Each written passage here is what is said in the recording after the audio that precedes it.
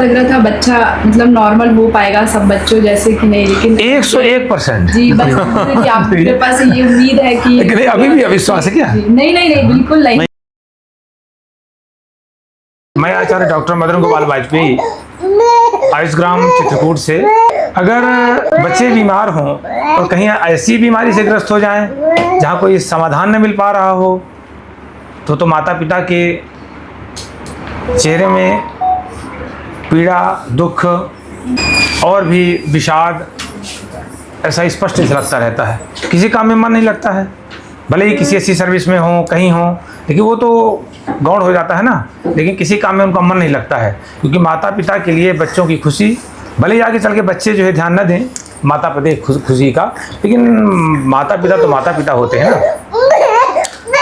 ऐसा ही हमारे पास हमारे साथ में है ये अवस्थी, सत्यम अवस्थी जी नाम है इनका। सत्यम जी जी। और शायद आप इनकम टैक्स डिपार्टमेंट में हैं। जी सर। जबलपुर में जी। और उनकी ये पत्नी है जी। क्या नाम है आपका? रिचा अच्छा, रिचा नाम है, रिचा अवस्थी इनका नाम है।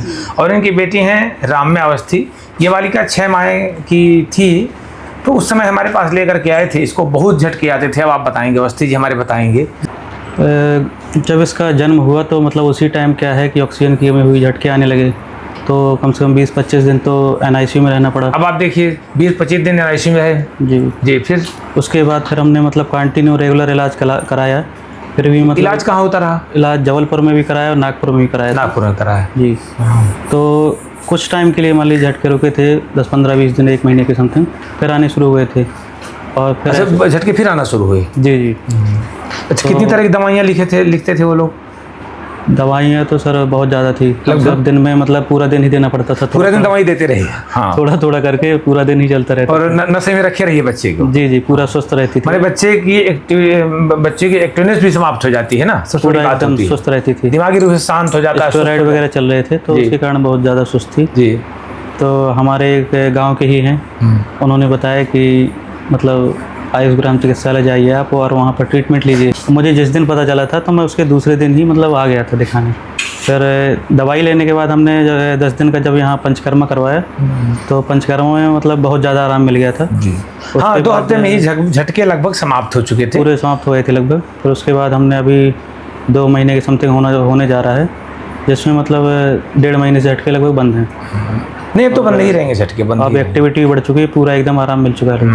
बच्चे की एक्टिविटी बढ़ गई है जी। और आप चाहते हैं कि ये मैसेज सभी जगह जाए तो अन्य बच्चे भी लाभ उठाएं, सभी आपकी तरह सुखी हों, लाभ लें, ताकि जिनके बच्चों को जो भी समस्याएं हैं तो जल्दी से जल्दी ठीक हों, स्वस्थ हों। रिचा भी चाहती है ना? जी जी। माँ बाप का दर्द माँ ही समझ सकती है, जितना परेशानी। मैं तो देखता था, मैं चेहरा में देखता था आपका।